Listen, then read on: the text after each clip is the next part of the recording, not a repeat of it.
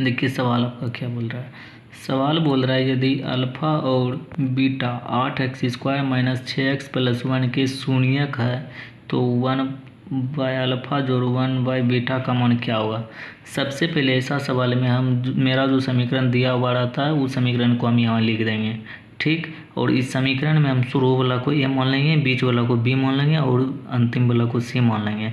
और जब भी ये सवाल दिया रहेगा तो इसमें सबसे पहले हम दो गो फार्मूला होता है। एक फार्मूला होता है मूलों के योगफल बराबर, एक होता है फार्मूला मूलों के गुणनफल बराबर, यानी कि हमको दो गो मूल निकालना पड़ता है। एगो मूलों के योग निकालना पड़ता है और एक मूलों के गुणनफल यानी कि गुणा वाला निकालना पड़ता है। मूलों के योगफल बराबर सूत्र होता है -b/a और मूलों के गुणनफल बराबर सूत्र होता है c। अब देखो ये b और c कहाँ से आया और ये कहाँ से आया ये बता रहा हूँ। ये तो आपको बोले यही थे कि शुरू वाला को ये मानना है, बीच वाला को b मानना है और अंतिम वाला को c मानना है। तो इसी तरह से मूलों का योगफल हो गया अल्फ़ा प्लस बीटा बराबर b/a हो गया। ये बीच वाला हो गया b, ये हो गया a, तो b/a यानी -b/a और मूलों के गुणनफल हो गया c/a लिख दिए। अब की बोले ऐसा प्रश्न में आपको दो गो मूल निकालना पड़ता है, तो आप मूल निकालिए। मूल कैसे निकालेंगे, देखिए मूलों के योगफल आपको बता ही दिए। मूलों के योगफल बराबर सूत्र होता है -b/a। मूलों के योगफल बराबर सूत्र क्या होता है -b/a। अब b का b हो गया और ये a हो गया। b कहाँ से रखेंगे, यहाँ से -b/a। माइनस तो यहाँ देखिए माइनस फार्मूले से है, -b/a माइनस फार्मूले से है और ये -6 है। अब देखो यहाँ 6 के आगे कौन सी है माइनस है, तो यही इसी तरह से ले लिए यहाँ -6x ले लिए। और a का मान यहाँ देखिए 8 दिए है, 8 ले लिए, ठीक है। अब इसी प्रकार से देखिए माइनस गुना माइनस किए तो ये हो गया प्लस यानी कि लिखे तो भी चलेगा और नहीं लिखे तो भी चलेगा, लिख दिए। ये 6 है 6 लिख दिए और नीचे 8 है 8 भी लिख दिए।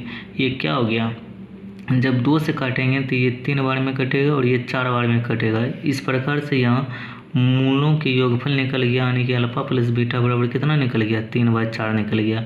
उसी तरह से दूसरा फार्मूला है मेरा मूलों का गुणनफल, जिससे कि हम अल्फ़ा इंटू बीटा से सूचित करते हैं। इसका सूत्र होता है c/a। तो यहाँ हम लिख दिए मूलों के गुणनफल यानी कि अल्फ़ा इंटू बीटा क्या हो गया c/a। अब c का मान a है 1 है और a का मान तो आपका जानबे करते हैं 8 है। देख लीजिए एक बार, c का मान आपका 1 है और a का मान आपका 8 है। इस प्रकार से हम यहाँ लिख दिए 1/8। अब चलिए आगे देखते हैं। अब पढ़िए सवाल, देखिए क्या बोल रहा है। ये तो इतना को क्या हम कम कर दिए। अब बोल रहा है कि शून्यांक है तो 1/अल्फ़ा जोड़ 1/बीटा का मान क्या होगा, यानी कि इसका अब मान पूछ रहा है इतना होगा। अब इतना होगा, चलिए हम आगे मान निकलते हैं अगला पेज में। देखिए ये आपका दिया हुआ है वहाँ 1/अल्फ़ा जोड़ 1/बीटा, ठीक है ना। दिया हुआ है, कहाँ दिया हुआ है वो भी देख लीजिए, ये दिया हुआ है, इसी का मान ना पूछ रहा है आपका। तो इस वही हम यहाँ लिख दिए 1/अल्फ़ा जोड़ 1/बीटा। अब दोनों का जब एलसीएम लेंगे तो ये हो गया अल्फ़ा इंटू बीटा। यहाँ से अल्फ़ा और मेरा अल्फ़ा मिल गया तो बच गया बीटा, बीटा यहाँ लिख दिए। यहाँ से बीटा और बीटा मेरा मिल गया, बच गया अल्फ़ा, तो अल्फ़ा लिख दिए। यहाँ जोड़ था यहाँ जोड़ हो गया। अब देखो यहाँ बीटा प्लस अल्फ़ा हो गया और अल्फ़ा इंटू बीटा हो गया। तो बीटा और अल्फ़ा का मान आपका दिया हुआ है। देखिए वहाँ नीचे में दिया हुआ है, देखिए यहाँ आपका अल्फ़ा प्लस बीटा का मान दिया हुआ है। यही मान को हम उस जगह रख देंगे। देखिए यहाँ हो गया अल्फ़ा प्लस बीटा। आप अल्फ़ा प्लस बीटा बोलिए, ये बीटा प्लस अल्फ़ा बोलिए। आप 2 + 3 लिखिए, ये 3 + 2 लिखिए। दोनों उसी रूप में 5 ही आएगा। इसको भी जोड़ेंगे तो 5 आएगा, इसको भी जोड़ेंगे तो 5 आएगा। 5 यानी उल्टा करके जोड़िए, ये सीधा करके जोड़िए, उतना ही आएगा। तो यहाँ अल्फ़ा प्लस बीटा हो गया, ये बीटा प्लस अल्फ़ा हो गया, इंटू अल्फ़ा इंटू बीटा हो गया। अल्फ़ा प्लस बीटा का मान 3/4 निकला है, वो 3/4 लिख दिया। और अल्फ़ा इंटू बीटा का मान 1/8 निकला है, 1/8 लिख दिए। देखिए 3/4 जो लिखे ये बीटा प्लस अल्फ़ा बराबर लिखे 3/4, और ये जो बटे है बटे यहाँ लिख दिया। और ये अल्फ़ा इंटू बीटा का मान 1/8 निकला है, वही 1/8 मान लिख दिए।